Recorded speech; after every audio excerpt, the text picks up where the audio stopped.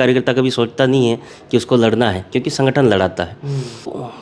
पिछली कुछ वामपंथी ताकतों ने हमारे युवाओं को यहाँ भ्रमित किया, झूठे वादे उन्होंने किए थे, उन वादों को अभी तक वो पूरा नहीं कर पाए। इसलिए युवा अब समझ चुका है, क्योंकि आजकल सोशल मीडिया का ज़माना है। ऐसा तो है नहीं कि आप एक बार झूठ बोल के चले जाओ और दूसरी बार वापस आओगे तो लोग नहीं पूछेंगे कि आपने जो हमको वादे किए थे सरकारी नौकरी देने का और 5वीं पास को नौकरी देने का जो वादा किया था, उन वादों का क्या हुआ। तो अभी वो मुँह छिपाता है। या आरक्षण संबंधी जितना भी ट्राइबल को मिला है वो भारतीय जनता पार्टी ने दिया। आप लोग ट्राइबल बेल्ट में आए हो। राजस्थान की 7 सीटों पर उपचुनाव होने जा रहे हैं और उसी को देखते हुए द खटक की टीम प्रत्येक विधानसभा में लोगों से बातचीत करने के लिए पहुंच रही है और उसी के साथ वहां पर जो प्रत्याशी खड़े हैं उनसे भी बातचीत कर रहे हैं और वहीं वहां से जो पूर्व मंत्री की बात करें, विधायक की बात करें, उनसे भी हम लगातार बातचीत कर रहे हैं। अब इस वक्त हम 84 विधानसभा में मौजूद है और हमारे साथ सुशील जी कटारा है जो यहाँ से 2 बार विधायक रह चुके हैं और मंत्री भी रह चुके हैं। इनसे बातचीत करेंगे कि इस बार जो उपचुनाव होने जा रहे हैं उनमें बीजेपी का किस तरीके से सीट को जीतने में लगी हुई है, किस तरीके का माहौल है। नमस्ते सर। नमस्ते, आप लोगों का भी 84 में स्वागत। द खटक कहाँ से हैं आप लोग? सर हम जयपुर से। जयपुर से हैं, चलो बहुत बढ़िया, अच्छा लगा। आप लोग युवा हैं, पत्रकारिता में आगे बढ़ो। राजस्थान में 7 उपचुनाव हैं जिसमें 84 भी है। यह मेरा गृह क्षेत्र भी है और यहाँ मैं 5 बार चुनाव लड़ा हूँ। संगठन के विभिन्न पदों पर रहा हूँ। पिछली बार बहुत माइनस रहे थे क्योंकि मैं प्रदेश का महामंत्री भी था, पूरे राजस्थान में घुमा और संगठन ने फिर बाद में आदेश दिया कि आपको चुनाव जाके लड़ना है, तो कुछ गैप भी ज़्यादा रहा। मेरा पिछली बार थोड़ा कम आना हो पाया था, मीटिंगों के अलावा बहुत कम क्षेत्र में नहीं आ पाया था, क्योंकि मैंने सोचा ही नहीं था। भारतीय जनता पार्टी में कोई भी कार्यकर्ता कभी सोचता नहीं है कि उसको लड़ना है, क्योंकि संगठन लड़ाता है। तो पिछली कुछ वामपंथी ताकतों ने हमारे युवाओं को यहाँ भ्रमित किया और उनको ऐसी बातों से बरगलाया जिससे वो काफ़ी उन विचारों में सम्मिलित हो गए, जिसका नुकसान हमें उठाना पड़ा। अभी जो वर्तमान परिस्थिति है, 6 साल हो गए उनको इस क्षेत्र में, जो झूठे वादे उन्होंने किए थे उन वादों को अभी तक वो पूरा नहीं कर पाए। इसलिए युवा अब समझ चुका है, क्योंकि आजकल सोशल मीडिया का ज़माना है। ऐसा तो है नहीं कि आप एक बार झूठ बोल के चले जाओ और दूसरी बार वापस आओगे तो लोग नहीं पूछेंगे। वो युवाओं से पूछ रहे हैं कि आपने जो हमको वादे किए थे सरकारी नौकरी देने का और 5वीं पास को नौकरी देने का जो वादा किया था, उन वादों का क्या हुआ। तो अभी वो मुँह छिपाते फिर रहे हैं और बड़े बड़े वादे कर रहे हैं कि हम चुनाव जीतेंगे। इसलिए इस बार निश्चित रूप से 84 में फिजा बदली हुई है और हमारे जो प्रत्याशी हैं कारीलाल जी, नौनोमा सिमवाड़ा के प्रधान हैं, 5 बार सरपंच भी रहे हैं, अनुभव भी रखते हैं और जनता की अच्छी सेवा भी उन्होंने की है। हम सब लोग उनके साथ में, पूरा संगठन लगा हुआ है। इसलिए वो संत भी हैं और लोगों को आशीर्वाद भी देते हैं। अब लोगों का मन बना है उनको आशीर्वाद देने का, इसलिए चुनाव हम जीत रहे हैं। बिल्कुल सर। बात करें, आप यहाँ से विधायक रहे, उसके बाद यहाँ से राजकुमार राउत विधायक बन गए, 2 बार विधायक रहे, अभी सांसद है। तो ऐसे क्या कारण रहे कि बीजेपी से ये सीट है तो छूट गई?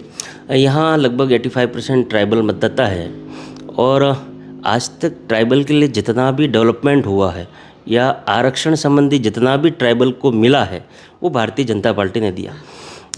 आप लोग ट्राइबल बेल्ट में आए हो तो इसकी जानकारी ज़रूर लेना, क्योंकि तो पब्लिक डोमेन में है, ऑन रिकॉर्ड में है कि 1995 में भैरों सिंह जी शेखावत जब थे राजस्थान के मुख्यमंत्री, तो राजस्थान का जो 12% एसटी को आरक्षण मिलता है उसका 45% आरक्षण टीएसपी क्षेत्र को दिया, जिससे यहाँ पर बच्चे नौकरी लग सके। यहाँ पर 100% आरक्षण किया, किसमें?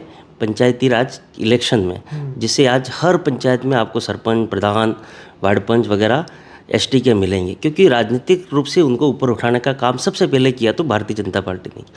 यहाँ के आदिवासियों के जो मुद्दे हैं, आदिवासी यहाँ पर क्यों कमज़ोर हैं, उनको ऊपर उठाए कैसे जा सकता है, तो भैरों सिंह जी शेखावत ने ही 1996 में पैसा एक्ट लागू किया कि ये जिस तरह से रह रहे हैं उसी तरह से उनका कैसा विकास हो सकता है, उनके अनुरूप उनका विकास हो, हमारे द्वारा थोपा हुआ नहीं। तो पैसा एक्ट लागू किया, धरातल पे उतरा भी सही। इसके बाद में देश आज़ाद होने के 52 वर्ष तक देश में 8% पॉपुलेशन आदिवासी की है, पर देश में कहीं पर भी किसी भी राज्य में या भारत सरकार में आदिवासी मंत्रालय नहीं हुआ करता था। वो अगर किसी ने देने का काम किया, जो आज केंद्र में जो आदिवासी मंत्रालय है ना, वो स्वर्गीय अटल बिहारी वाजपेयी जी ने दिया। इसलिए देश के आदिवासियों का उत्थान हो। इसके बाद आज कई सारे हमारे डॉक्टर बन रहे हैं, कई इंजीनियर भी बन रहे हैं। तो धीरे धीरे 1 से 6 और 6 से 9 पे स्केल तक नौकरियों में जो आरक्षण का प्रावधान किया वो बीजेपी ने किया। और ये कोई मैं हवाई बात तो कर ही नहीं रहा हूँ, ऑन रिकॉर्ड हैं ये सारी चीज़ें। यहाँ पर जब बाहर के कई लोग आकर जनजाति का सर्टिफिकेट बनाते थे, मूल निवास प्रमाण पत्र, वसुंधरा जी की सरकार थी, मैं भी उसमें था, तो 1970 से पहले का जो रहवासी होगा उसी का मूल निवास बनेगा, नहीं तो आरक्षण का लाभ उठा के दूसरे ले जाते थे। तो ये ऐसे बहुत सारे अनगिनत काम हैं जो भारतीय जनता पार्टी ने किए। आपको अभी पैम्पलेट भी मिलेगा, शायद आप विपक्ष वालों से भी जाके पूछ सकते हो, कांग्रेस से या ये बीएपी पार्टी से, कि भाई बीजेपी ने तो ये काम किया है, तो आपने क्या किया आदिवासियों के लिए। आप 2 बार जीते हो, 2 बार आपके एमएलए भी बने हैं, अभी 2 से 3 एमएलए हुए हैं, सांसद बन गए हो आप, आपके 2-4 प्रधान हैं। तो जो आपने मुद्दे उठाए थे उन मुद्दों को आदिवासी बच्चों को या आदिवासी समाज को आपने क्या दिया। काकरी डूंगरी जैसी घटना हुई, आपको ध्यान में होगा, शायद कभी आए होंगे, तो उसमें लगभग 7,000 बच्चों के ऊपर केस हुआ। अभी भी मेरे ख्याल से 2,000 बच्चे ऐसे हैं जो अच्छे इंटेलिजेंट हैं, पर उन बच्चों के ऊपर केस है। उनके माता पिता अपना खेत, अपने जेवर गिरवे रखकर वो कोर्ट और कचहरी के थानों के चक्कर मार रहे हैं।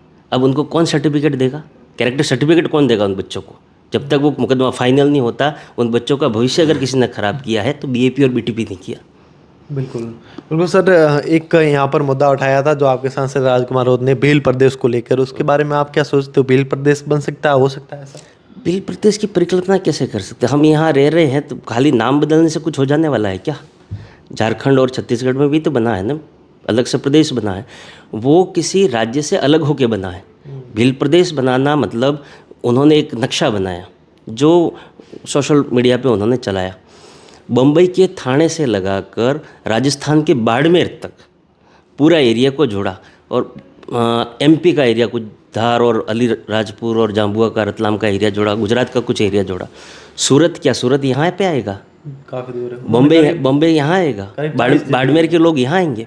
पर इन्होंने ये नहीं बताया, नक्शा तो डाल दिया उन्होंने, पर जब इतना 4 राज्यों के स्टेटों को तोड़ के फिर भील प्रदेश बनाना, तो यहाँ की पॉपुलेशन कितनी है और जितना जोड़ के हम बना रहे हैं, क्या वो अकेले भील प्रदेश आदिवासी समाज से ही थोड़ी बन जाएगा? अन्य लोग यहाँ नहीं रहते, अन्य लोग भी यहाँ रहते हैं। जब तक उनकी सबकी सहमति नहीं हो, और चारों राज्यों में भारतीय जनता पार्टी की सरकार है, आप सरकार के खिलाफ जाके भील प्रदेश कैसे बना लोगे?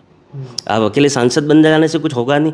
जब तक चारों विधानसभाओं में विधेयक पारित नहीं होगा और वो केंद्र को नहीं जाएगा, तब तक कैसे संभव है? इसलिए सिर्फ वो ऐसे काम बोलते हैं जो नहीं होने वाला है, और कहते क्या है कि फिर बीजेपी नहीं कर रही है। तो जनता धीरे धीरे समझ रही है, जो ग्राफ एकदम ऊपर चढ़ा था आखिर में वो नीचे आता ही है, और अब धीरे धीरे नीचे आ रहा है उनका। एक सवाल मेरा आपसे ये रहेगा कि आप आदिवासी क्षेत्र से नेता हो, आते हो, तो एक बयान भी आया था कि जो आदिवासी है वो हिंदू नहीं है। आदिवासी हिंदू नहीं है, किसने कहा एक आदिवासी हिंदू नहीं? उन्होंने ही कहा नहीं ये। आज ब्राह्मण हो, राजपूत हो, जैन हो, वैश्य हो, कुर्मी हो, आदिवासी हो, एससी हो, कोई भी हो, पीपल की पूजा नहीं करते, महादेव जी की पूजा नहीं करते। सभी आदिवासी समाज में सभी, जैसे मैं कटारा हूँ, हमारी कुल देवी होती है, हमारा गोत्र कटारा है। मैं भील तो हूँ पर हमारी गोत्र कटारा है, तो कुल देवी हमारी धराल माता। राजकुमार जी रोत हैं, वो रोत गोत्र से आते हैं, उनकी भेड़ माता है। तो ये कौन से नए गुरु आ गए आजकल के कि हम नहीं हैं? ये बात करते हैं 47 के पहले की, 47 के बाद की बात नहीं करते। और ये तो सनातन है, आदिकाल से आदिवासी समाज तो जल जंगल ज़मीन की सबकी पूजा करते हैं, और हिंदू रीति रिवाज से सारी चीज़ें चलती हैं। किसी ने बोल दिया कि हिंदू नहीं है तो ये कैसे चलेगा? हम तो आज भी मानते हैं, आज भी सवेरे उठ के घर से निकलते हैं, अगरबत्ती जलाते हैं, हमारी देवी देवताओं की पूजा करते हैं। तो हमारे पूरे रीति रिवाज ही उस तरीके से चलते हैं। और हिंदू एक जीवन जीने की शैली है। हिंदू कौन सा धर्म है? एक जीवन जीने की शैली है। इसलिए खोखली बातें करते हैं वो। कहीं ना कहीं उनसे जो युवा है वो भ्रमित भी हो रही है। भ्रमित सोशल मीडिया से हुआ। आप कितनी झूठ बोल सकते हो? आप खुद अभी तो सीख रहे हो, आप लोग नए एंकर बनने का प्रयास कर रहे हो। आप अच्छा इंटरव्यू लोगे, अच्छे सवाल खड़े करोगे, तो आपको बहुत सारे लोग सोशल मीडिया पे देखेंगे, फॉलो भी कर रहे होंगे, 5-50 हज़ार, लाख, 2 लाख करेंगे, तो फिर आपको बड़े चैनल वाले बुलाएंगे भी सही ना कि नहीं, ये लड़का अच्छा है, ये बच्ची अच्छी एंकरिंग करती है, तो आप सही बोलोगे तो करेंगे। अगर आपने एक सवाल गलत भी कर दिया या जवाब भी गलत कर दिया या आप बोलने भी हकला गए, तो वो आपको बुलाएंगे क्या? तो झूठ ज़्यादा दिन चल नहीं सकता है, और सत्य कभी परेशान होता नहीं है, ठीक है ना? यूँ। तो हम जब फील्ड में कवरेज कर रहे थे उसी दौरान एक चीज़, दो चीज़ें हमें ज़्यादा देखने को मिली। एक जो पानी का मुद्दा है, उनसे लोग बहुत तृप्त है, तो पीने के लिए पानी उपलब्ध नहीं हो रहा। ये 84 क्षेत्र ऐसा है जो पहाड़ी क्षेत्र है, अभी पूरे एरिया में आप लोग घूमे नहीं होंगे, जहाँ जहाँ भी गए होंगे सड़कों पे। इस क्षेत्र में देश आज़ाद होने के बाद में सब जगह लाइटें नहीं थी, हर ग्राम पंचायत पर सीनियर स्कूल नहीं हुआ करती थी, और आज आपको 3 पंचायत समिति देखने को मिलेगी यहाँ, सिमलड़ा, चिकली और जोतरी। तीनों पंचायत समिति में खाली सिमलड़ा एक पंचायत समिति थी देश आज़ाद होने के बाद। 2 पंचायत समिति हमने बनाई, चिकली और जोतरी, क्योंकि यहाँ के लोगों से डूंगरपुर या बिच्छीवाड़ा तक जाना पड़ता था। तो पानी के छोटे छोटे डैम बने हुए हैं, पर बड़ा जो हमारा सोर्स है वो कडाना से हो सकता है। जब मैं पिछली बार PhD राज्य मंत्री था, और उस समय मैंने प्रयास किया, क्योंकि कडाना जो बना है वो गुजरात सरकार ने बना है, राजस्थान और गुजरात के MOU होके, और उस समय हम लिफ्ट से पानी तो थोड़ा बहुत लेते हैं पर बड़े लेवल पे नहीं ले, तो हमको NOC लेने की आवश्यकता थी गुजरात से। अब गुजरात